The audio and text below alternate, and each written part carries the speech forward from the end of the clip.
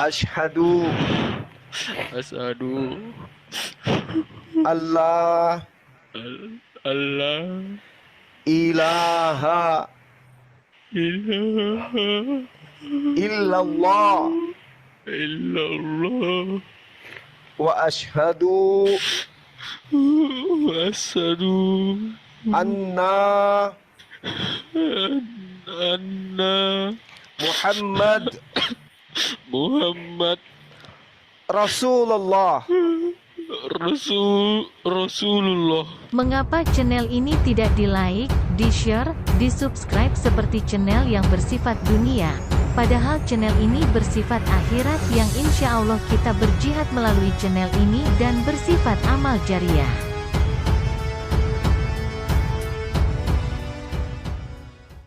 Layaknya orang Islam tidak pernah berdebat dengan Hindu Buddha. Gak pernah. Kenapa? Karena mereka tidak menyentuh apa yang menjadi esensi di dalam Al-Quranul Karim. Berbeda dengan Kristen. Prinsip-prinsip akidah, tauhid yang menjadi landasan Islam, itu semuanya diambil dan didudukkan pada perkara yang tidak seharusnya. Nah, inilah yang menyebabkan dialog itu terjadi. Andai saja lembaga lain Indonesia percaya diri kemudian mendudukkan apa yang ada di dalam kitabnya berdasarkan asal-usulnya, maka tidak ada debat. Tidak ada debat. Kenapa ada debat? Yesus dikatakan anak Allah. Pada mulanya adalah firman. Firman itu bersama-sama dengan Allah. Firman itu adalah Allah. Firman itu adalah Allah. Allah itu telah menjadi manusia. Itu bajingan, Bang. Bajingan. Tetapi saudara Kristen tidak pernah sadar itu betapa mereka menghinakan saudaranya sendiri. Apa susahnya menggunakan kata theos? Apa susahnya menggunakan kata Allah? Apa susahnya menggunakan kata Tuhan? Apa susahnya menggunakan kata Yahweh? Kenapa harus Allah? Ngomong apa Nah, lu? coba Anda lihat bagaimana kitab saudara. Kesana kemari tanpa arah, kelimpungan mencari jati diri yang sebenarnya. Ini wujud tidak ada kecintaan terhadap kitab itu. Al-Quran mau dibawa kemanapun, mau sampai ke negara yang paling benci terhadap Islam sekalipun, Al-Quran tetap menggunakan bahasa aslinya. Kenapa? Karena inilah yang dikatakan oleh Allah. Kami yang mewahyukan, kami juga yang akan menjaganya. Poin ini saja, tidak ada kekuatan di atas muka bumi yang bisa membantah, Bung. Itu esensi loh. Itu esensi. Ketika dikatakan di dalam kitab saudara, segala yang diilhamkan oleh roh, itu adalah firman, itu adalah pengajaran dan seterusnya. Tapi pembuktiannya mana? Apa iya yang dituliskan oleh lembaga lain Indonesia itu dituliskan berdasarkan roh Tuhan? Tidak.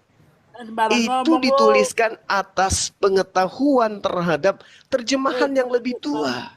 Bukan karena ilham. Lalu mana kitab sucinya yang diterima langsung dari Tuhan? Mana? Kita kehilangan arah. Tanyakan kepada Al-Quran. Maka kita tidak akan pernah kehilangan arah kalau berbicara mengenai Al-Quranul Karim. Dan ingat satu terakhir dari saya, Bung. Satu-satunya mujizat yang masih bisa dilihat, dirasakan, dibaca, digenggam, dipeluk sampai hari ini yang berdasarkan terhadap kalam Allah tinggal Al-Quranul Karim. Nabi Ibrahim punya mujizat. Bisa kita lihat hari ini? Tidak. Nabi Musa punya mujizat. Boleh kita tengok hari ini? Tidak. Nabi Isa, Yesus bisa membangkitkan orang mati. Boleh kita lihat hari ini? Tidak.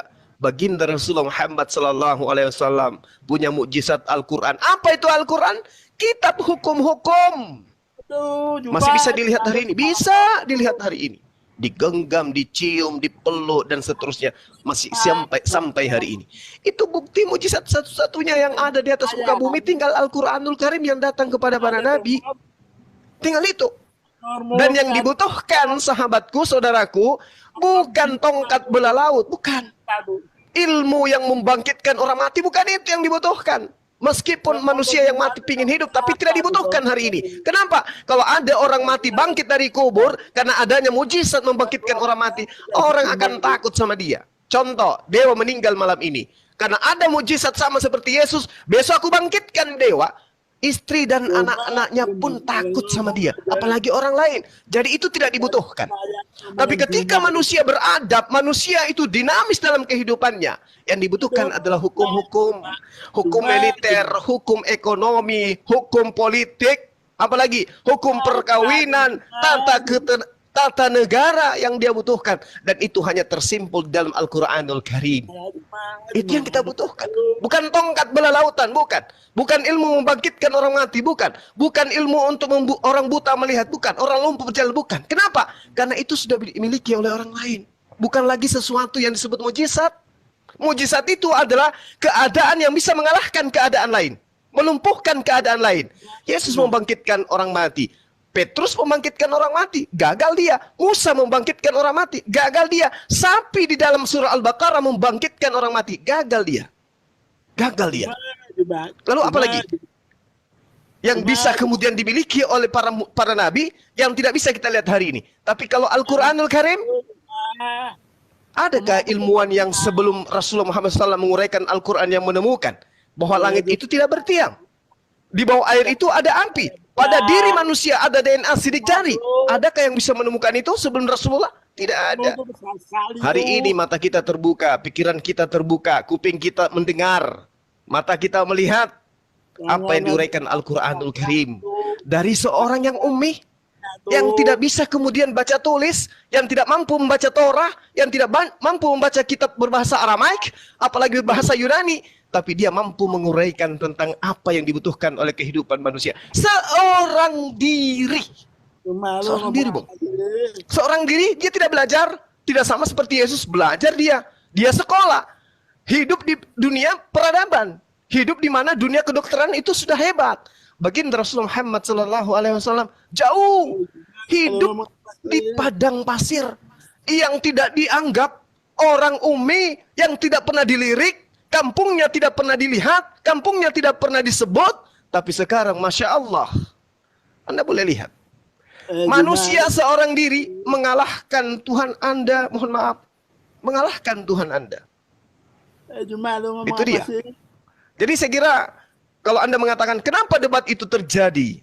Satu prinsip saya sebagai apologet, Bang Suma tampil di tengah-tengah saudara-saudara, karena wujud kasih dan sayang. Kalau narkoba bahaya, tapi itu belum apa-apa. Narkoba hanya batasnya di dunia. Tapi kalau kita menyembah bukan kepada pencipta kita, na'udzubillah, summa na'udzubillah, mati kekal di neraka, Bung.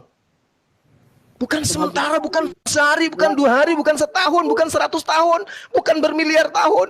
Tapi takbirlah kita. Kekal kita di dalam. Subhanallah. Karena itulah kecintaan ini harus diwujudkan.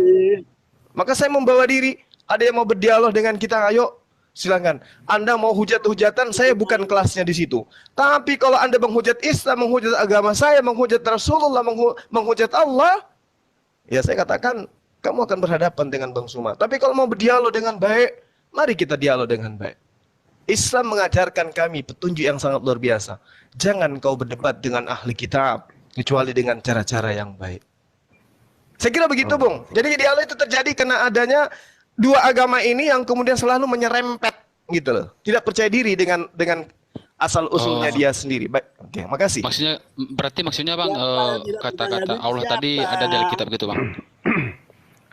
Ya, betul.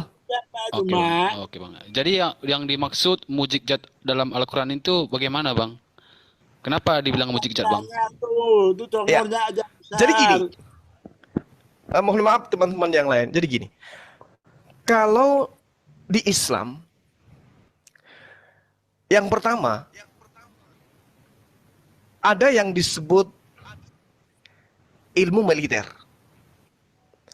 Kalau di Anda, ada yang disebut kasih.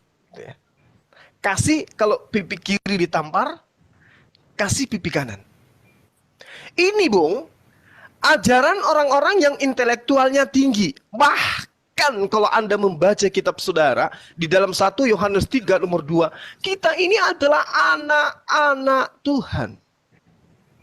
Kalau anak presiden, anak gubernur, anak raja, itu belum ada apa-apanya, Bung.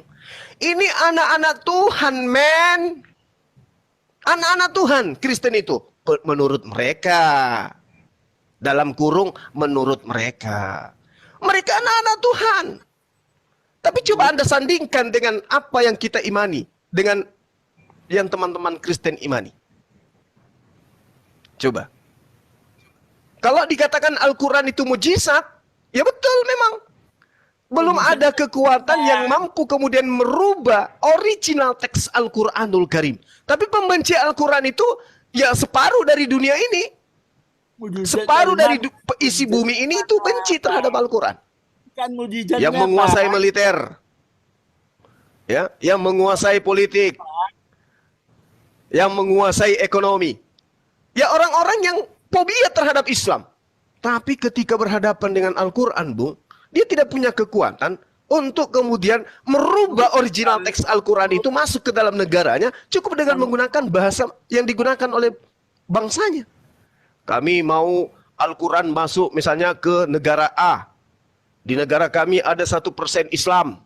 Tolong masukkan Al-Quran ke negara kami tapi dengan syarat jangan sertakan bahasa Arabnya.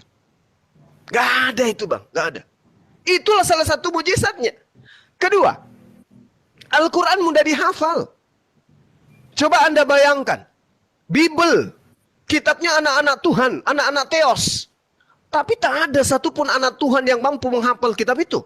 Padahal sudah bahasa Indonesia, Bung. Al-Quran, coba Anda lihat.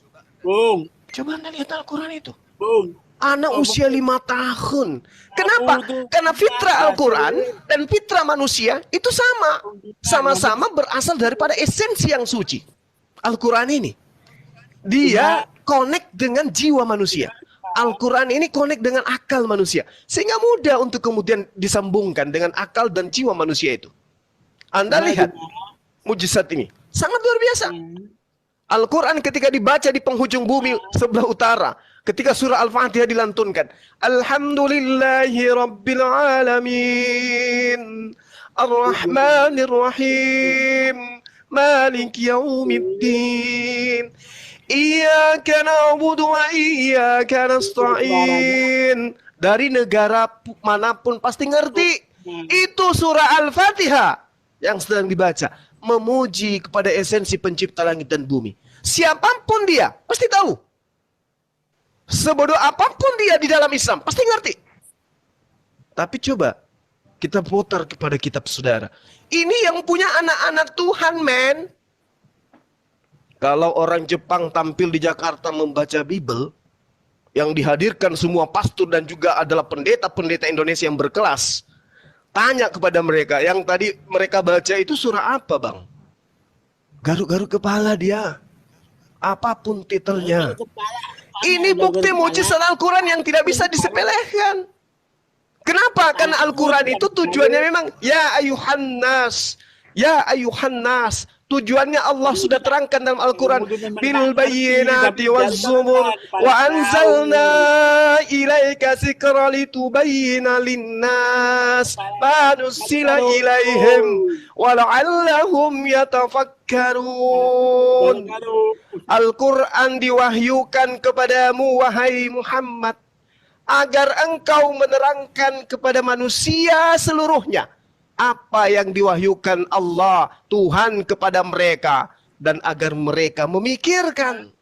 Jadi Al-Quran ini diwahyukan oleh Allah agar supaya abang saya ini paham tentang Al-Quran, agar saudara ini paham akan keberadaan saudara, mau kemana, dari mana, untuk apa dan mau kemana. Ini Al-Quran yang menceritakan itu. Wa anzalna ilaika zikra litubayyina linnas. Tidak dikatakan bahwa itu hanya untuk Bani Israel. Layaknya Isa. Ya Bani Israel, ini Rasulullah ilaikum, wahai Bani Israel, aku ini utusan Allah untuk kalian.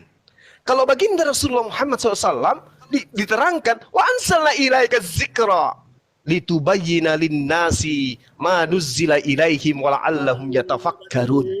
Dia dikhususkan untuk seluruh umat manusia, bukan satu golongan aja. Nah itulah yang dikatakan Al-Quran itu adalah mujizat, Bang. Anda mau bercerita tentang apa yang dibutuhkan oleh kehidupan manusia, tentang bernegara, ingat dasar Pancasila, ketuhanan yang Maha Esa, Al-Quran. Pembukaan Undang-Undang Dasar 45 bahwa sesungguhnya kemerdekaan itu ialah hak segala bangsa, dan oleh sebab itu dilanjutkan atas berkat rahmat Allah, tidak dikatakan atas berkat rahmat Yahweh, atas berkat rahmat Yehova, atas berkat rahmat Theos, tidak, atas berkat rahmat Allah.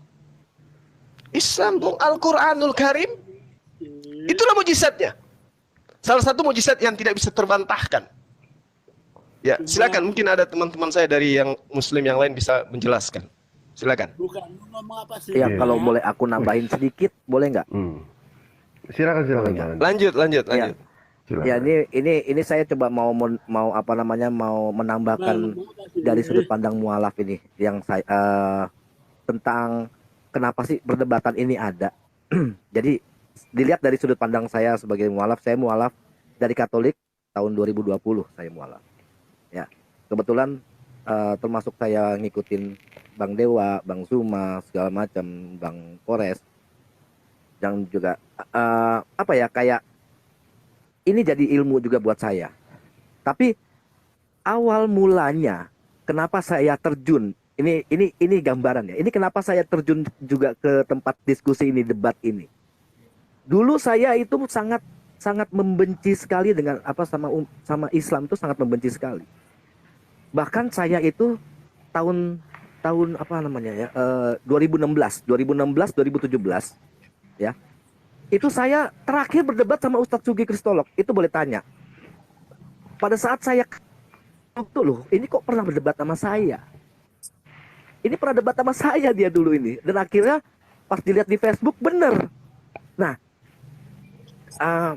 saya cuma mau ngasih gambaran. Kenapa ada teman-teman semuanya di sini yang ikut berdebat kok nggak selesai? Sebenarnya bukan nggak selesai.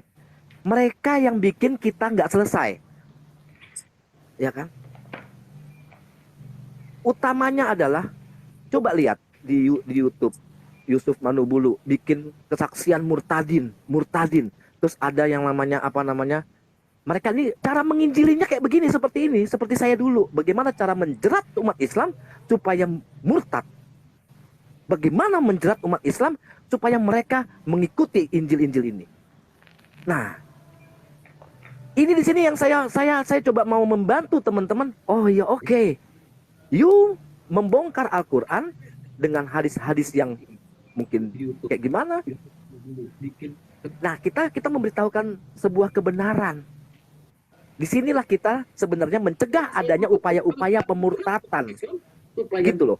Bukan ada apa namanya si Bang Dewa cari koin ini, oh enggak. Ini mereka semuanya ini awalnya bukan di TikTok, tidak. Ini di YouTube. Maaf. Pertama itu di WhatsApp grup. Saya tuh sama Bang Zuma, sama Bang Dewa itu udah lama itu begitu di WhatsApp grup apa namanya debat lintas agama. Itu kita nggak dapat bayaran kok, tidak ada bayaran sama sekali. Bang Zuma juga punya usaha sendiri, Bang Dewa, saya juga punya kedai kopi. Buat apa koin? Jadi mereka itu memframing hal seperti itu supaya kita jatuh. Disinilah. Jadi aku cuman sekali lagi aku menekankan buat mereka-mereka di sini, Bang Zuma, Bang Nevlos, Bang Kores, Bang Dewa, dan teman-teman semuanya, pejuang-pejuang Islam di sini. Mereka itu memberikan sebuah kebenaran, bukan pembenaran. Karena kita mematahkan pembenaran-pembenaran yang mereka lakukan, supaya apa?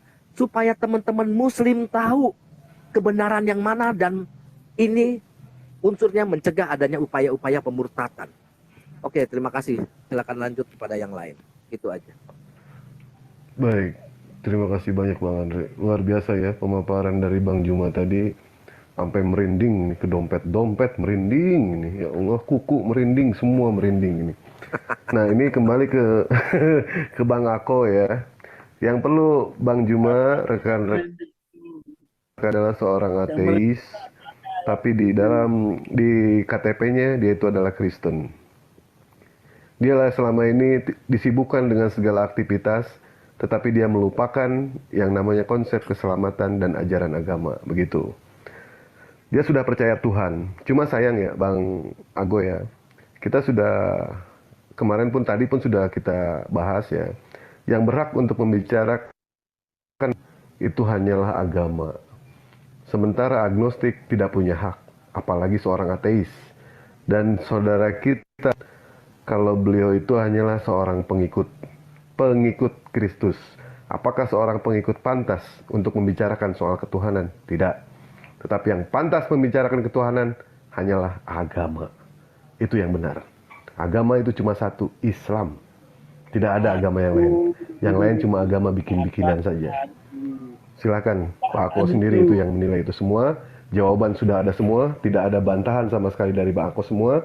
Nah sekarang jangan ditunggu, kata Dewa. Kalau mau taubat, jangan dinanti-nanti, nanti keburu mati. Kalau mau insaf, jangan kapan-kapan. Takut nanti terbungkus oleh kain kapan. Mumpung kita masih ada di atas tanah, siapa tahu besok lusa tanah di atas kita. Mau tobat, percaya Tuhan Yesus. Silakan, yang lain ditambahkan. Sebelum saya mau syahadat, Bang, saya pengen tahu Nabi Muhammad itu sebenarnya sosok beliau itu bagaimana gitu, Bang. Saya minta pencerahan Nabi Muhammad itu, Bang. Aku suka nangis kalau ngobrolin Nabi Muhammad. Pas. Iya. Itu aja. Lanjut Bang Gurunda atau Neplos. Gurunda Juma itu sembarangan ngomong. Boleh sampai? Silakan. Barangkali bisa menjadi jariah baik. Jadi begini, Bang Ako ya, dan untuk semua. Ketika kita mendengar nama Muhammad sallallahu alaihi wasallam, maka banyak sekali sebenarnya hal-hal yang melekat pada diri beliau, baik itu di masa lalu dan di masa yang akan datang. Perjalanan beliau itu sungguh betul-betul panjang. Bahkan jauh sebelum beliau diangkat menjadi baginda Nabi Muhammad SAW sebagai Rasul, beliau itu juga sudah dikenal sebagai orang yang apa? Orang yang siddiq, orang yang amanah, orang yang fatanah, orang yang tabligh. Artinya memang betul-betul beliau ini adalah orang yang baik. Dan tidak ada yang mampu menyetarakan akhlaknya ketika dibandingkan dengan akhlak Nabi Muhammad SAW. Itu sudah dijamin, tidak ada yang mampu. Kenapa tidak mampu? Karena akhlak beliau begitu sempurna. Akhlak beliau begitu sempurna. Itu menyebabkan beliau diutus menjadi seorang nabi. Karena akhlaknya yang begitu besar. Itu sebab beliau Allah utus untuk menyampaikan agama Islam, agama penyempurna. Nabi terakhir, nabi penutup. Dan perjalanan penutupan itu begitu panjang. Begitu banyak kisah-kisah yang luar biasa yang dihadirkan oleh baginda Nabi Muhammad SAW. Sebagaimana Nabi Muhammad SAW itu selalu mendudukkan umatnya. Selalu mendudukkan umatnya pada tingkat yang paling tinggi. Selalu. Sebagaimana nanti bahkan jangankan di dunia, di yaumil akhir pun selalu Nabi Muhammad SAW, apa yang terlintas di benaknya, tentu umatnya yang pertama yang terlintas di benaknya, bukan dirinya. Bahkan ketika baginda Nabi Muhammad SAW sudah dijamin surga, beliau tetap memohon ampun, beliau tetap memohon rahmat, beliau tetap mendoakan kita semua. Bahkan apa kata beliau? Barang siapa yang percaya kepadaku, namun mereka belum pernah melihatku, maka beruntunglah mereka. 7 kali dikatakan. 7 kali. Bayangkan betapa beruntungnya kita menjadi umat Nabi Muhammad SAW. Saya ceritakan sedikit. Ketika di yaumil akhir nanti, sebelum dibukakan hisab di situ, maka semua manusia nanti di padang mahsyar akan tergantung-gantung nasibnya. Tidak jelas. Lalu kemudian mereka membuat satu kelompok-kelompok tertentu, mulai dari zaman Nabi Adam sampai manusia terakhir. Lalu kemudian manusia-manusia itu berbondong-bondong, bertanya-tanya, bagaimana nasib kita ini? Kenapa tidak disegerakan itu? Pintu hisab dibuka. Didatangilah Nabi Adam alaihissalam, lalu bertanyalah mereka pada Nabi Adam, wahai Nabi Adam, bagaimana nasib kita ini? Tolong mintakan pada Tuhanmu supaya disegerakanlah hisab ini. Lalu apa dijawab Nabi Adam? Sesungguhnya aku malu karena aku pernah melanggar apa yang diperintahkan oleh Tuhanku. Lalu mereka mencari lagi nabi-nabi setelahnya, Nabi Ibrahim, lalu kemudian Nabi Musa. Begitu juga alasannya bahwa aku pernah gagal untuk membawa umatku beriman kepada Allah Ta'ala. Lalu sampai ketemu dengan Nabi Isa alaihissalam, Isa pun berkata demikian. Apa kata Isa? Carilah manusia yang cahayanya memancar ke langit sampai tiang arsy, cahayanya ke atas menuju tiang arsy. Lalu dicari oleh mereka, dan ternyata siapa itu? Nabi Muhammad SAW. Dan ketika manusia-manusia itu berkumpul, maka semua manusia akan berteriak, ya Muhammad SAW, kami umatmu, kami umatmu, kami umatmu. Apa kata Nabi Muhammad SAW? Mana umatku, mana umatku? Apakah kalian sudah berkumpul semua? Kata Nabi Muhammad SAW. Semua mengaku-ngaku, tetapi tidak semua bisa menjadi umat Nabi Muhammad SAW. Kenapa? Karena umat Nabi Muhammad SAW akan diberikan tanda kepada mereka. Apa tandanya? Bahwa wajah mereka akan bercahaya seperti cahaya bulan, yang senantiasa berselawat kepada baginda Nabi. Kenapa? Nabi Muhammad SAW bersabda, "Man ahsannati faqad ahabani wa man ahabani kana fil jannah." Barang siapa yang mengikuti sunnahku, maka ia cinta kepadaku. Dan barang siapa yang cinta kepadaku, maka ia akan ke surga bersamaku. Apa kata Rasulullah pada waktu itu? Baiklah, ketika kalian sudah berkumpul, ya Allah, ya Tuhanku, bukakanlah pintu hisab. Apa kata Allah Ta'ala? Karena engkau ya Muhammad kekasihku yang meminta, maka aku perintahkan, wahai Jibril, ambilkan timbangan mizan. Diambil timbangan yang begitu besar yang kelak akan menimbang pahala dan dosa kita.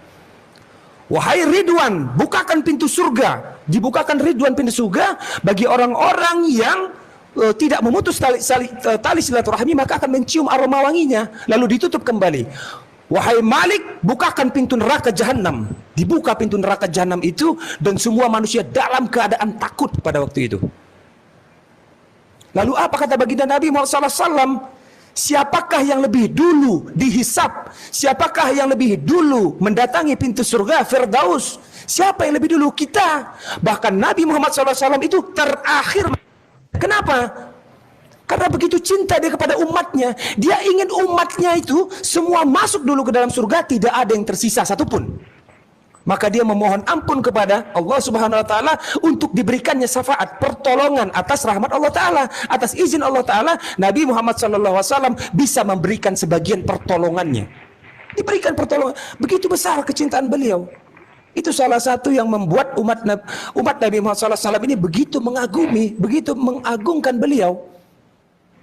Karena akhlak beliau yang begitu tinggi, dan tidak ada satupun manusia yang bisa setara akhlaknya dengan Nabi Muhammad SAW. Kenapa tidak bisa? Wallahu a'lam bishawab. Karena beliau memang sudah menjadi pilihan Allah Ta'ala. Mungkin itu barangkali. Silakan Ustaz Silpai. Ya, Masya Allah, Subhanallah. Mungkin sudah cukup ya saudara aku tentang baginda Rasulullah Muhammad SAW. Boleh nggak minta dari Bang Dewa? Masya Allah. Apa itu? Apa itu, Bang? Jangan minta ke saya, Bang. Jangan minta ke saya. Abang bertanya soal Nabi Muhammad. Saya nggak kuat, Bang. Cerita, Bang. Kalau soal Nabi Muhammad.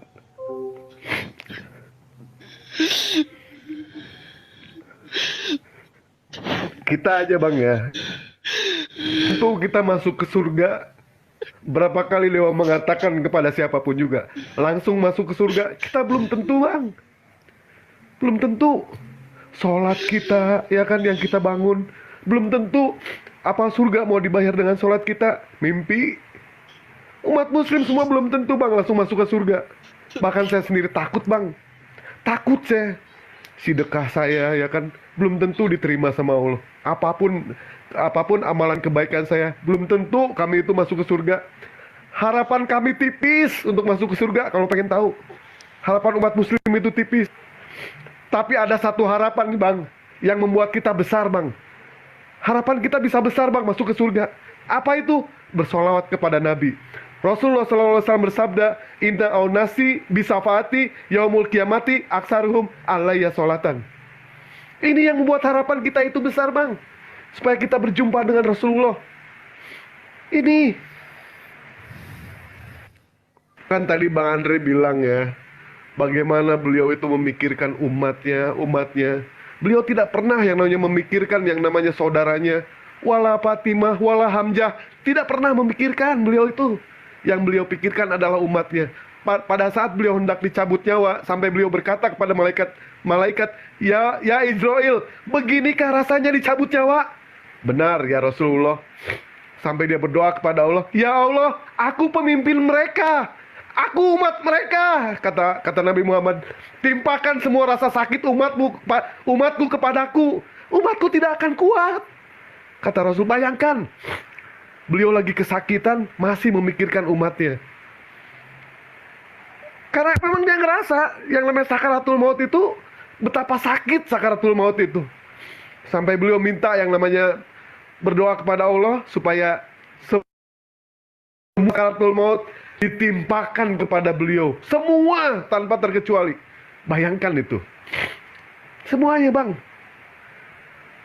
Tapi terkadang kita sebagai umat muslim itu nggak tahu diri kita itu kadang. Sudah diberikan akhlak, sabar, diwarisi yang namanya sholat, Al-Quran. Kita nggak tahu diri. Tiap hari kita melakukan munkarat, sadiat, dolalat, maksiat, dan lain sebagainya. Apa kita nggak malu nanti kalau ketemu Rasulullah? Malu kita bang. Kalau selama ini kita banyak lakuin salah. Allah ya Rabbi. Astagfirullahaladzim ya Allah.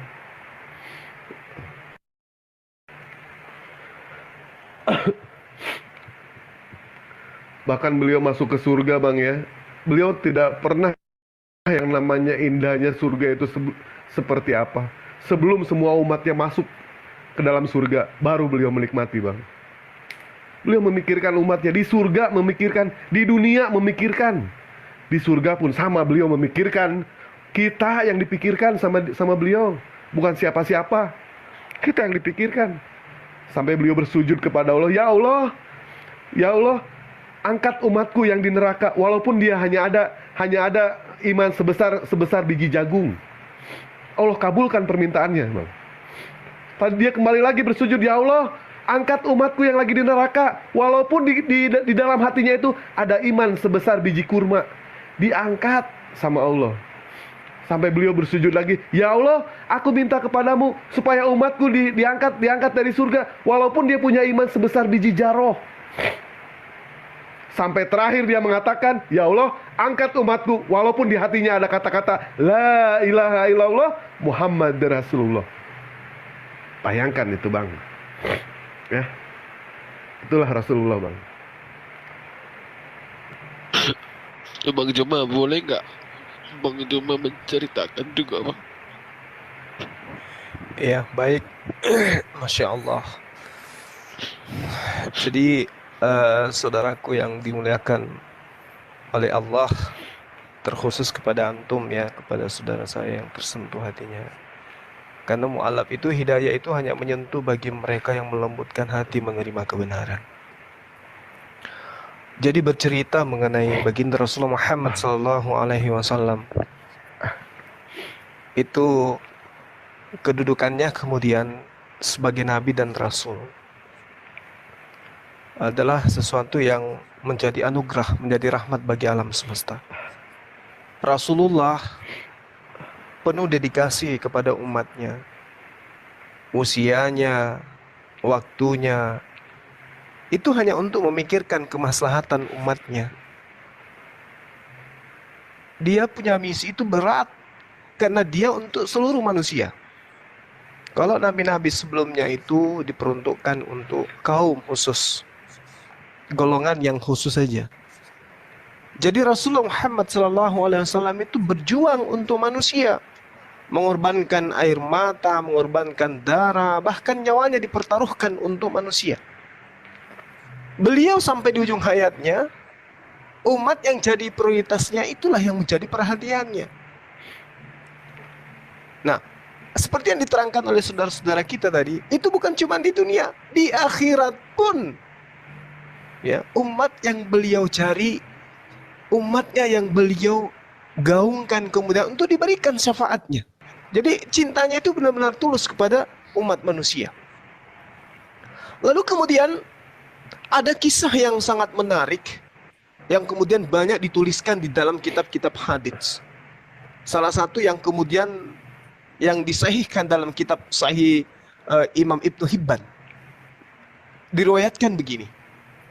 Ketika kemudian Rasulullah Muhammad SAW itu duduk bersantai dengan Sayyidina Aisyah radhiyallahu an. Aisyah kemudian berkata kepada baginda Rasulullah Muhammad SAW, "Ya Rasulullah, ketika aku memandang wajahmu, terasa ketenangan dalam diri ini. Lalu kemudian satu waktu aku berkata kepada Rasulullah," kata Siti Aisyah ini, "Ya Rasulullah, berdoalah kepada Allah untukku." Kemudian Nabi Muhammad SAW itu mengangkat tangan, lantas kemudian dia mendoakan, "Allahumma ghafir la'i Aisyah ma taqaddama min zanabiha wa ma ta'akhkhar ma asara." Jadi dikatakan ma asarrat wa ma a'lanat. Jadi maksudnya gini, ya Allah, ampunilah Aisyah seluruh dosanya yang lalu dan yang akan datang, dosanya yang terlihat dan yang tersembunyi.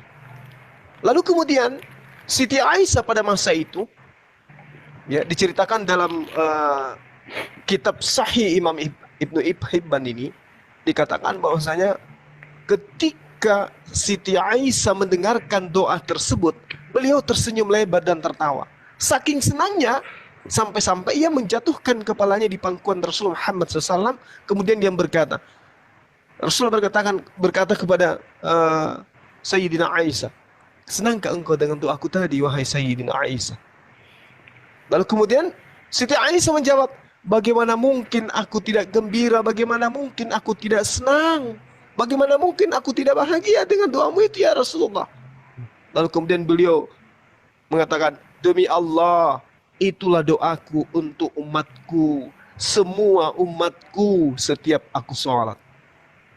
Jadi pedulinya Rasulullah kepada kita ini, itu tidak bisa terukur.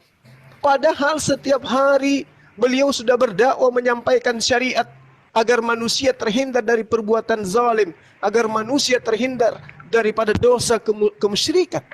Tapi baginda Rasulullah Muhammad SAW tetap saja tidak lupa berdoa untuk umatnya. Meskipun ditolak, dia jatuh, dia tersungkur, dia diusir, dia diasingkan, tapi Rasulullah tetap saja berdoa. Nah, inilah bukti bahwasanya ketika Rasulullah Muhammad SAW didudukkan sebagai khataman nabiyyin, beliau tidak pernah kemudian menyalahi konsep yang didatangkan oleh Allah kepada dirinya. Dan umatnya mendudukkan perkara itu kepadanya, bahwa dia adalah nabi, dia adalah rasul, dan tidak pernah menggantikan kedudukannya itu dengan kedudukan yang tidak semestinya. Inilah sinkronnya antara baginda Rasulullah Muhammad SAW dengan umatnya.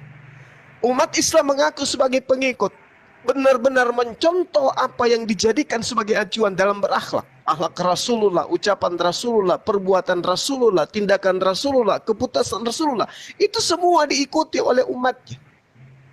Dan ini tidak dianut oleh nabi-nabi sebelumnya. Bahkan ada nabi yang dituhankan. Bahkan Rasulullah Muhammad SAW, kalau umat Islam itu sudah tahu, ketika beliau ke Taif untuk berdakwah, ya, jangankan pesan dan nasihatnya didengarkan, baginda Rasulullah Muhammad SAW malah mendapatkan lemparan batu yang akhirnya melukai wajah beliau, yang membuat tubuh beliau itu memar. Lalu kemudian datang bantuan Allah kepadanya, turun malaikat Jibril. Malaikat Jibril kemudian menawarkan jasa agar supaya baginda Rasulullah Muhammad SAW itu dapat melihat pembalasan terhadap orang-orang yang menyiksa beliau, bangsa Taif yang telah menganiaya beliau, yang tidak sama sekali menghormati baginda Rasulullah Muhammad SAW. Malaikat Jibril kemudian mengatakan, "Aku akan menghancurkan kaum Taif, ya, dengan gunung yang siap aku angkat." Apa yang dikatakan oleh Rasulullah Muhammad SAW? Jangan kau lakukan itu. Jangan kau lakukan itu. Ya. Kenapa Rasulullah melarang?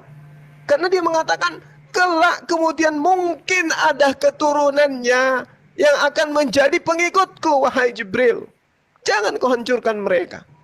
Jangan kau biarkan mereka itu hancur. Jangan kau punahkan mereka. Mungkin nanti ada keturunannya yang akan menghormati kepada saya, yang akan mendudukkan perkara yang sebenarnya terhadap Allah Subhanahu wa taala. Inilah hebatnya baginda Rasul Muhammad sallallahu alaihi wasallam. Ya, lalu kemudian terakhir dari saya, Rasulullah Muhammad sallallahu alaihi wasallam itu sangat mengasihi umatnya. Sangat menyayangi umatnya. Sangat merindukan umatnya. Ketika kemudian Abu Zar mengatakan, aku mendengarkan baginda Rasulullah Muhammad SAW satu malam dalam sholatnya. Ia membaca dan mengulang-ulang firman Allah di setiap ruku dan sujudnya. Ya. Beliau kemudian membaca surah Al-Ma'idah. Apa yang dibacakan oleh baginda Rasulullah Muhammad SAW dalam setiap sholatnya. In tu'azzibahum fa innahum ibaduk. Wa in taghfir lahum fa innaka antal azizul hakim. Dia selalu membaca ayat ini. Jika engkau menyiksa mereka, maka sesungguhnya mereka adalah hamba-hambamu. Dan jika engkau mengampuni mereka, sesungguhnya engkau lah yang maha perkasa dan maha bijaksana. Ini yang senantiasa Rasulullah bacakan dalam sholat. Lalu kemudian Abu Zar bertanya, wahai Rasul, sejak malam tadi engkau mengulang ayat itu di setiap ruku, ya, dan juga sujudmu. Sampai waktu subuh datang, ada apa gerangan? Rasulullah Muhammad SAW kemudian menjawab, aku memohon syafaat kepada Allah untuk umatku.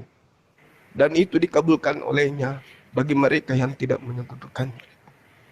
Ini hadis yang kemudian diriwayatkan dan banyak tertulis dalam kitab-kitab sahih. Jadi Rasulullah Muhammad SAW itu membaca ayat itu, lalu kemudian ditanya, kenapa engkau sering membaca itu ya Rasulullah? In tu'azzibuhum fa innahum ibaduk, wa in taghfir lahum fa innaka antal azizul hakim. Jika engkau menyiksa mereka ya Rabb, maka sesungguhnya mereka adalah hamba-hambamu ya Allah. Dan jikalau engkau mengampuni mereka, sesungguhnya engkau yang maha perkasa lagi maha bijaksana. Ini yang dikatakan oleh Rasulullah. Aku memohon syafaat kepada Allah untuk umatku dan dikabulkan oleh Allah bagi mereka yang tidak menyekutukannya. Inilah sahabat-sahabat. Dan juga Rasulullah Muhammad SAW diriwayatkan dalam Imam Muslim. Sahabat Abdullah bin Amr bin Al-Sra, Nabi Muhammad SAW diceritakan pernah menangis di hadapannya ketika membaca ayat Allah. Sesungguhnya berhala-berhala tersebut banyak menyesatkan manusia. Dan siapa yang mengikutiku, mereka adalah golonganku. Ini Rasulullah sering nangis. Rasulullah sering kali menangis membaca ayat-ayat ini. Lalu kemudian Rasulullah diriwayatkan riwayat Muslim dikatakan beliau acap kali berdoa dan menangis. Ya Allah, umatku, umatku, umatku. Dia selalu meneriakkan kata umatku itu. Akhirnya Allah mengutus Jibril dan menemui baginda Muhammad SAW tentang sebab kenapa Rasulullah SAW itu menangis. Kemudian Jibril datang menemui Nabi tentang apa yang membuatnya menangis. Dan Jibril pun tahu apa itu. Dan Allah berfirman, wahai Jibril, datanglah engkau temui hambaku Muhammad dan katakan kepadanya bahwa kami akan membuatnya ridha dengan apa yang kami takdirkan untuk umatnya. Dan kami tidak akan menzalimimu. Tidak akan menzalimi dirimu dan umatmu. Ini yang diceritakan hadis riwayat Muslim. Kenapa demikian? Karena Rasulullah Muhammad SAW sering menangis untuk umatnya, selalu memohon keselamatan untuk umatnya, tetap mendoakan walau dizalimi Rasulullah itu, berdoa untuk umatnya setiap beliau salat. Inilah yang ada di dalam pengajaran baginda Rasulullah Muhammad SAW, saking cintanya beliau kepada kami umat Islam. Sehingga Al-Quran menekankan, kama arsalna fikum rasulam minkum yatslu alaikum ayatina wa yuzakkikum wa yuallimuhumul kitaba wal hikmah wa yuallimuhumul ma lam takunu ta'lamun.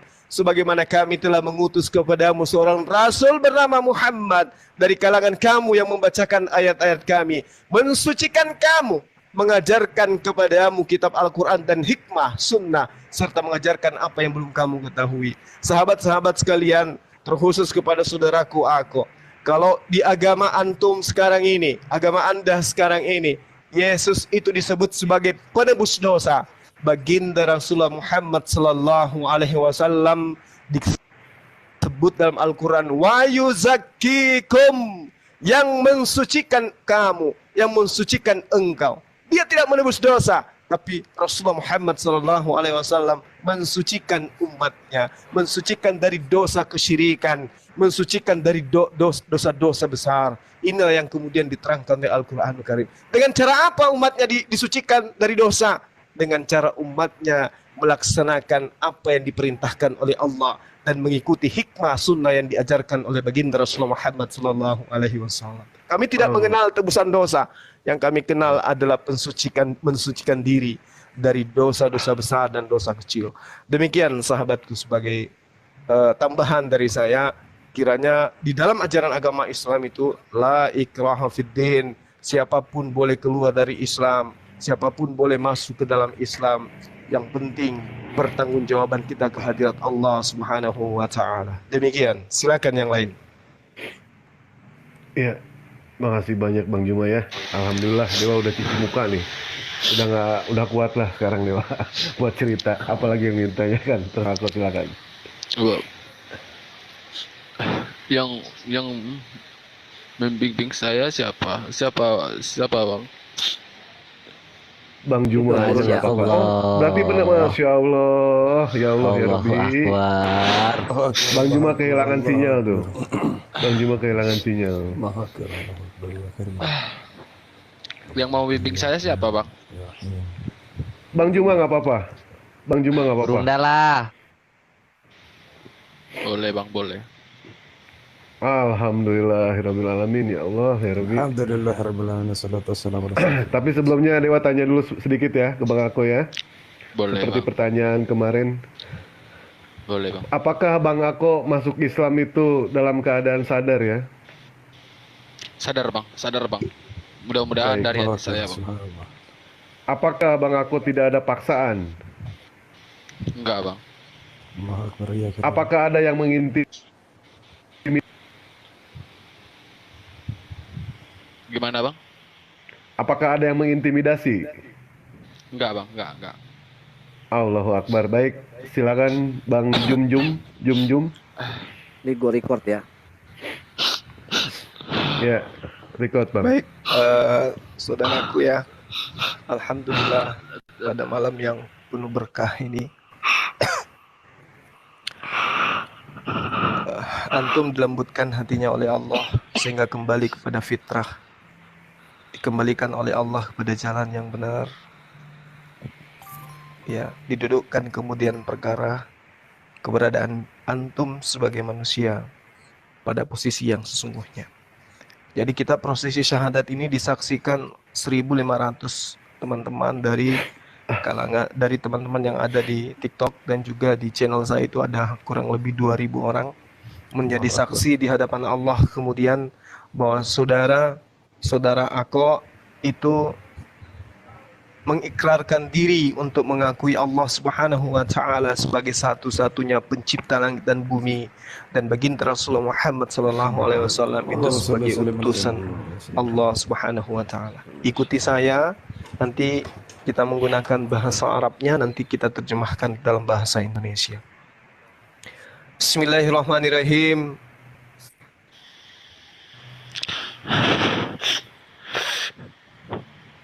Bismillah Ar-Rahman Ar-Rahim. Ar-Rahman Ar-Rahim. Dengan menyebut nama Allah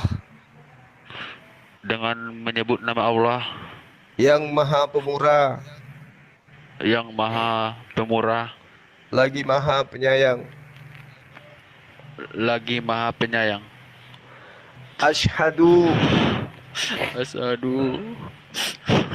Allah ilaha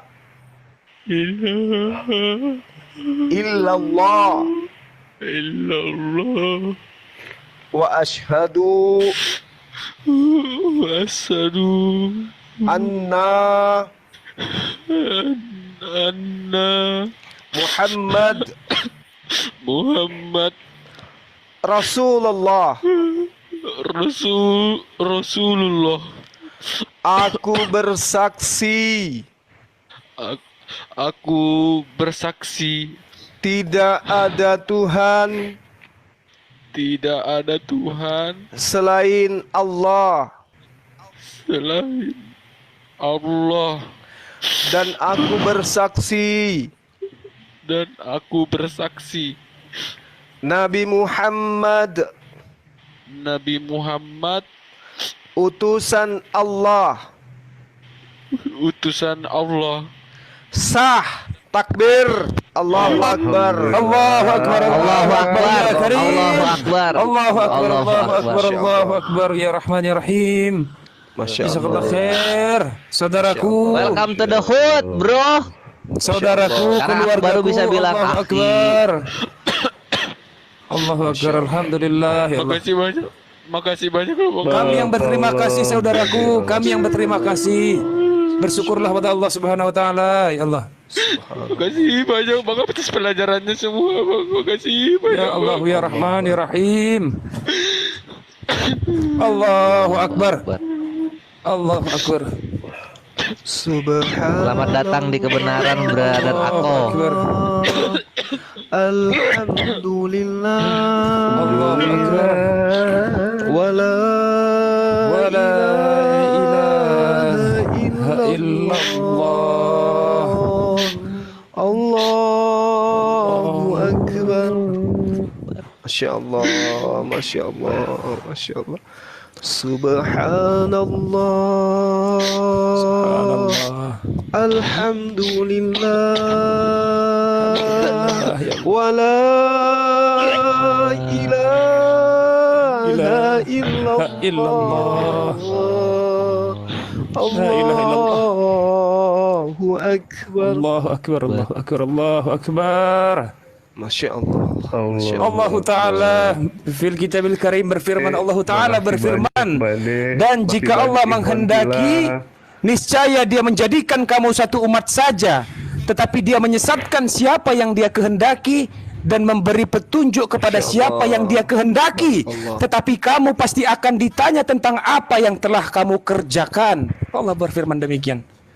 Subhanallah, diberikan hidayah, insyaallah. Insyaallah. Allahu Akbar.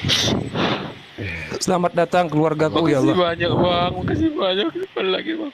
Makasih Banyak Bang. Barakallah juga terhadap Dinda Mbak D ya. Barakallah fikum. Masya Allah. Sehat dan panjang umur selalu.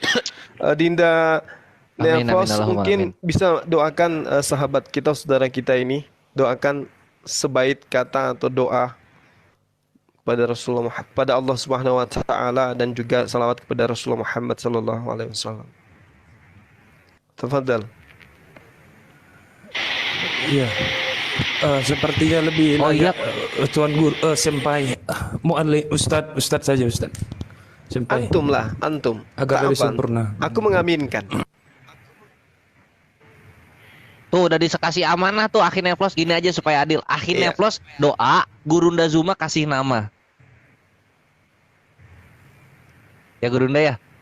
Iya, doanya sebaik kalimat aja. Insyaallah. Sedikit tapi padahal insyaallah akhirnya. diijabah. Insyaallah. Bismillahirrahmanirrahim. Alhamdulillahi rabbil alamin, wassalatu wassalamu ala asrafil anbiya'i wal mursalin wa ala alihi washabbihi wasallam. Allahumma salli wa sallim ala sayyidina Muhammad wa ala ali sayyidina Muhammad. Ya Allah ya Rahmanu ya Rahim. Malam ini telah hadir ya Allah hamba-Mu ya Allah, yang telah menjadi keluarga kami ya Allah, yang telah menjadi umat Nabi Muhammad sallallahu alaihi wasallam ya Allah, yang telah bersaksi di hadapan kami ya Allah, yang dimana dia mengatakan ya Allah hanya Engkaulah satu-satunya Tuhan yang pantas untuk disembah, dan mengakui Nabi Muhammad sallallahu alaihi wasallam adalah utusannya ya Allah. Ya Allah ya Rahman ya Rahim, Jadikanlah saudara kami ini ya Allah menjadi saudara yang beriman, menjadi muslim yang tetap patuh dan tunduk terhadap apa yang Engkau perintahkan. Jadikanlah dia istiqamah ya Allah, yang tetap berada di jalan-Mu, dan matikanlah dia dalam keadaan Islam ya Allah. Matikanlah dia dalam keadaan Islam ya Allah. Untuk tetap beriman kepadamu ya Allah. Sungguhlah Engkau yang membolak-balik hati manusia ya Allah. Sungguhlah Engkau yang memiliki hidayah ya Allah. Sungguhlah yang Engkau memiliki hak atas segala sesuatu ya Allah. Engkau telah menunjukkan kekuasaan-Mu ya Allah bagi orang-orang yang berfikir, bagi orang-orang yang milih untuk mengimani-Mu ya Allah, untuk meyakini Engkau sebagai Tuhan ya Allah satu-satunya, dan Nabi Muhammad sallallahu alaihi wasallam menjadi utusan-Mu ya Allah, dan Islam menjadi jalan hidupnya, dan Islam menjadi agamanya ya Allah. Semoga saudara kami ini ya Allah, dan terkhusus ya Allah untuk kami semua hamba-hamba-Mu, semoga tetap istiqamah ya Allah, menjadi hamba-Mu yang taat, yang patuh, yang tunduk terhadap apa yang Engkau perintahkan dan menjauhi apa yang Engkau larang ya Allah. Amin ya rabbal alamin. Amin. Amin ya rabbal alamin. Masyaallah. Bang, setelah ini apa yang bisa saya lakukan, Bang? Ya, yang pertama itu belajar Islam tentunya kan. Belajar Islam, belajar sholat. Tapi pelan-pelan. Belajar sholatnya pelan-pelan. Yang pasti belajar tauhidnya itu lebih utama. Tauhid dulu yang lebih diutamakan. Dan nasihat dari saya, jangan berpisah dengan orang-orang yang soleh. Dalam arti kata, di mana antum tinggal, cari masjid, cari ustadz, belajar sama mereka.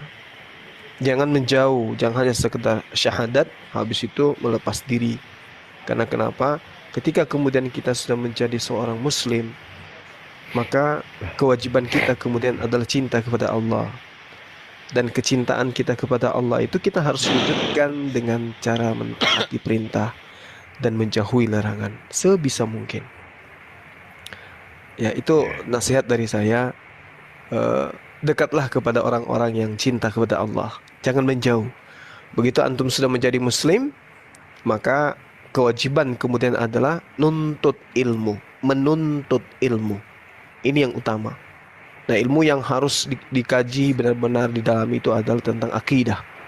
Bagaimana kemudian akidah ini Allah memerintahkan, menggambarkan dalam Al-Quran, wal takum minkum ummatu yad'una ilal khair wa ya'muruna bil ma'ruf wa yanhauna 'anil munkar wa ulaika humul muflihun.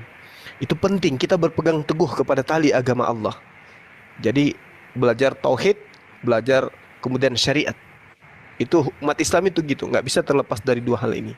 Belajar tentang kemana ibadah ini diserahkan, seperti apa ibadah ini dilakoni. Itu yang perlu saudara saya lakukan setelahnya. Jadi belajar tentang Allah, belajar tentang tauhid, belajar tentang cara sholat, dan seterusnya, itu hukumnya wajib. Oleh karena itulah jangan hanya sekedar bersyahadat, habis itu melepaskan diri. Karena antum ini sekarang ini posisinya adalah bayi yang suci. Posisi antum ini dibersihkan semua dosa-dosa antum. Tidak ada lagi dosa yang tersisa. Semua bersih. Antum bersih. Kalau nggak diminta-minta hari ini antum meninggal, itu apa yang mau dihisap? Nggak ada dosanya. Terhapuskan semua dosa-dosa. Dan amal kebaikan yang pernah antum lakukan ketika antum belum muslim, itu tidak dihapus oleh Allah. Nggak dihapuskan oleh Allah. Tapi dosa-dosa yang pernah dilakukan itu dihapuskan.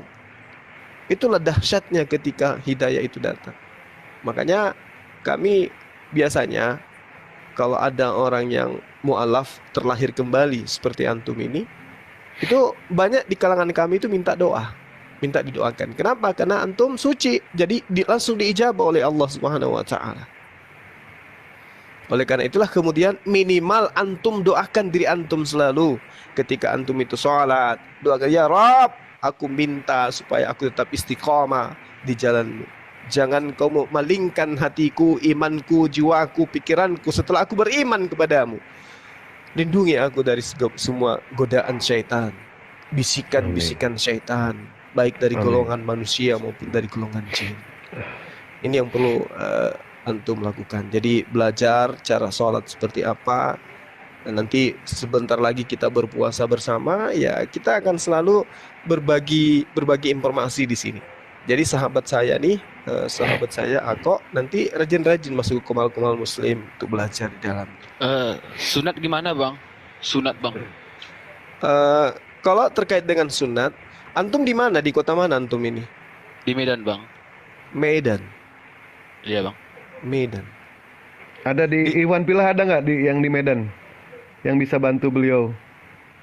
Antum, Ada, insya Allah Tinggal tunjukkan aja bang. Saya bisa apa bang? Nanti kalau ditunjukkan saya bisa ke situ aja bang. Ada nanti untuk khitan keris nanti ada. Insya Allah nanti kita komunikasi. Saya di orang Medan. Ada insya Allah. Ini udah ada yang punya nomornya aku belum sih? Masya Allah. Belum Nomor ada. handphone aku belum udah ada yang punya belum? Belum ada. iya, Belum, belum. nanti ke Bang Dewa aja. Nanti ke Bang Dewa aja bang. Boleh. Ya nanti saya kirim sama bang Dewa.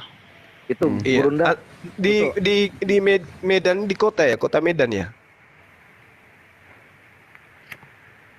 Dipancing bang. Oh iya. dekat Pancing. Senpai, dekat sama rumah Dekat. saya Senpai.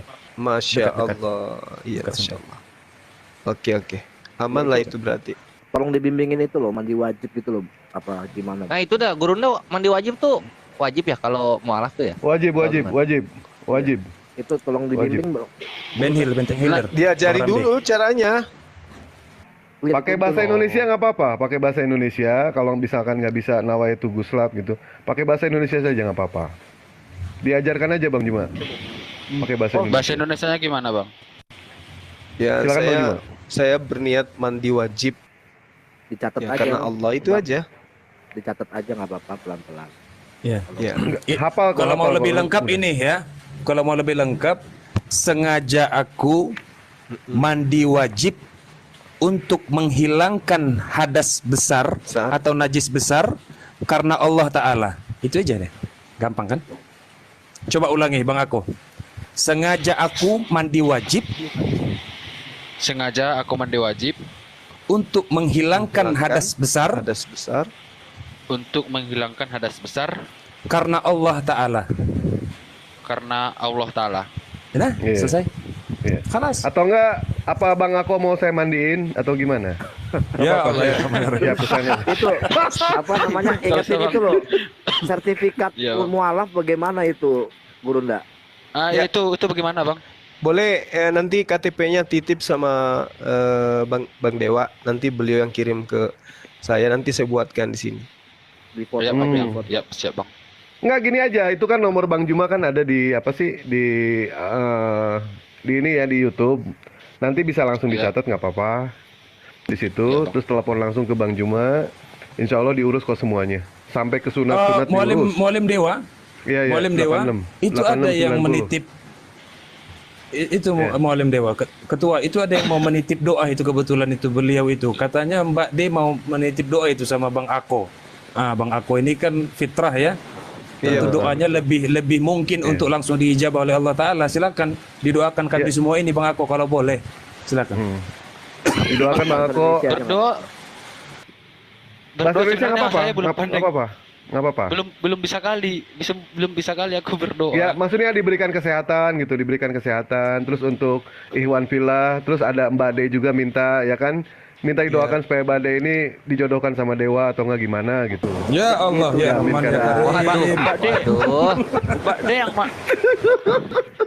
Didoakan supaya beliau sehat, panjang umur gitu. Mbak D. enggak. Mbak D yang belum saya nggak tahu yang mana. Ya pokoknya doakan. Kita semua nggak ada yang tahu kok di sini. Kita semua nggak ada yang tahu. Iya, Minta doa sampai Mbak D yang tadi barusan ini bagi-bagi apa namanya tuh ya? Ikan Paulus. Iya, ikan Paulus. Ikan Kok ikan Paulus masih. Yang senantiasa mendukung dan mensupport kita semua gitu. Subhanallah. Didoakan beliau panjang umur, disehatkan gitu, Bang. Ya Allah, mohon kiranya Pak D disehatkan, dipanjangkan umurnya, diangkat Amin. penyakitnya gitu. Amin. Itu Amin. aja doanya. Begitu juga dengan saudara-saudara saya semua yang ada di typing TikTok dan juga di channel Zulkifli Amin. Mabas dan channel-channel yang berafiliasi dengan Komal Mahadewa. Gitu aja, Bang. Kami aminkan. Oke, Bang. Ya.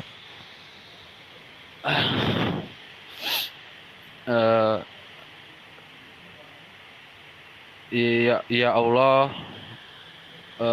teruntuk orang-orang yang mengajarkan saya, untuk orang-orang yang memberikan saya pelajaran, pencerahan, berikanlah kepada mereka kesehatan, Amin.